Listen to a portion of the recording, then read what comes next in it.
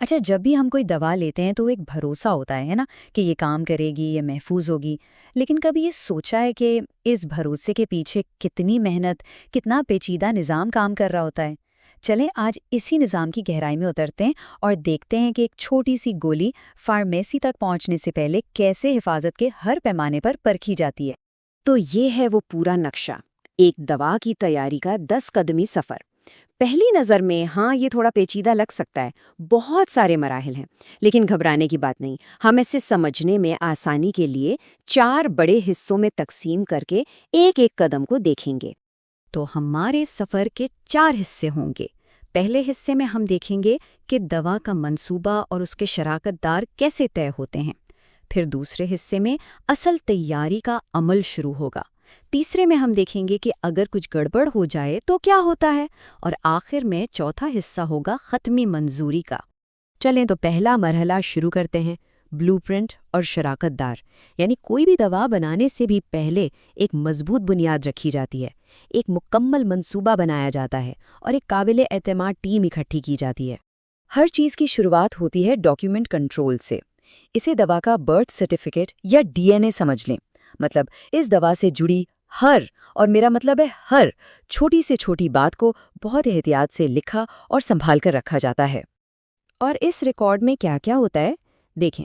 इसमें होते हैं एसओपीज़ यानी काम करने के उसूलों की किताब, फिर बीएमआर जिसे हम दवा बनाने की तरकीब कह सकते हैं, और फिर वो तमाम मेयार जिन पर दवा को पूरा उतरना लाजिम है।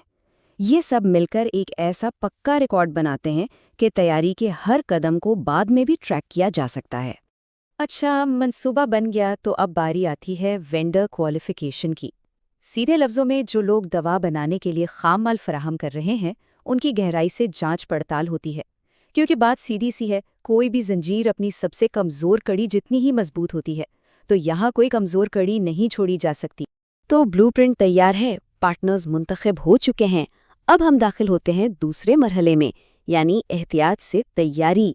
अब वक्त है मंसूबे को कागज़ से निकालकर हकीकत में बदलने का, और यकीनन हर कदम पर सख्त निगरानी के साथ। और यहाँ आता है पहला असली चेक पॉइंट, खाम माल का कंट्रोल। जो भी अज्जा आए हैं उनके क्वालिटी सर्टिफिकेट चेक किए जाते हैं, उनके नमूने टेस्ट होते हैं, और सिर्फ वही मवाद आगे जाता है जो हमारे बनाए गए मेयार पर पूरा उतरे। बाकी सब को मुस्तरद कर दिया जाता है। एक बहुत अहम बात समझने की है, क्वालिटी कोई ऐसी चीज़ नहीं है जिसे बस आखिर में चेक कर लिया जाए। नहीं, बिल्कुल नहीं। इसे तैयारी के दौरान हर लम्हे, हर कदम पर मॉनिटर किया जाता है। मशीन चलने से पहले लाइन क्लियर है या नहीं, तैयारी के दौरान हर चीज़ ठीक चल रही है या नहीं। मुसलसल निगरानी होती है ताकि अगर कोई भी मसला हो तो उसे फौरन पकड़ा जा सके। लेकिन इतनी सारी मंसूबाबंदी और एहतियात के बावजूद भी कभी-कभी कुछ गलत हो सकता है ना? तो सवाल ये है कि अगर कुछ मंसूबाबंदी के मुताबिक ना हो तो फिर क्या होता है? और यही सवाल हमें हमारे अगले और शायद सबसे अहम मरहले की तरफ लेकर जाता है। तो अब बात करते हैं तीसरे मरहले की, गैर मुतवक्का सूरत हाल से निमटना। यहाँ हम उन निज़ामों को देखेंगे जो किसी भी गलती, तब्दीली या अचानक पैदा होने वाली सूरत हाल से निमटने के लिए तैयार किए गए हैं। तो जब भी कोई अमल अपने तयशुदा रास्ते से थोड़ा सा भी हटता है, इसे डिविएशन कहते हैं, तो फौरन एक निज़ाम हरकत में आ जाता है। यहाँ मकसद ये नहीं होता कि किसकी गलती है, बल्कि मकसद ये होता है कि मसला क्या है, उसकी जड़ कहाँ है और उसका असर कितना बड़ा हो सकता है। और इसी जगह एक बहुत अहम इस्तिलाह सामने आती है, कैपा, यानी करेक्टिव एंड प्रिवेंटिव एक्शंस। ये एक ऐसा निज़ाम है जिसके 2 काम हैं। पहला, मौजूदा मसले को फौरन ठीक करना, और दूसरा, इस बात को यकीनी बनाना कि ये मसला मुस्तकबिल में दोबारा कभी पेश ना आए। केपा के अमल को एक मिसाल से समझते हैं। फ़र्ज़ करें एक मशीन बहुत गर्म हो रही है, तो करेक्टिव एक्शन या फौरी इस्लाही कार्रवाई ये होगी कि मशीन को फ़ौरन बंद कर दिया जाए। लेकिन ये काफ़ी नहीं है। प्रिवेंटिव एक्शन या हिफाजती इक़दाम ये होगा कि इसकी वजह मालूम की जाए। शायद उसका पंखा ख़राब था और उसे ठीक किया जाए। और आखिर में तासीर की जांच ये यकीनी बनाएगी कि पंखा ठीक होने के बाद मशीन अब दोबारा गर्म तो नहीं हो रही। اسی طرح اگر کوئی بھی تبدیلی کرنی ہو تو اس کے لیے بھی ایک پورا نظام ہے جسے چینج کنٹرول کہتے ہیں۔ یہ بالکل ویسا ہی ہے جیسے کسی سافٹ ویئر کی اپ ڈیٹ جاری کرنے سے پہلے اسے اچھی طرح ٹیسٹ کیا جاتا ہے۔ تبدیلی چاہے کتنی ہی چھوٹی کیوں نہ لگے، اسے لاگو کرنے سے پہلے اس کے تمام ممکنہ اثرات اور خطرات کا جائزہ لیا جاتا ہے۔ مقصد یہ ہے کہ بہتری لانے کی کوشش میں کہیں کوئی نیا مسئلہ نہ کھڑا ہو جائے۔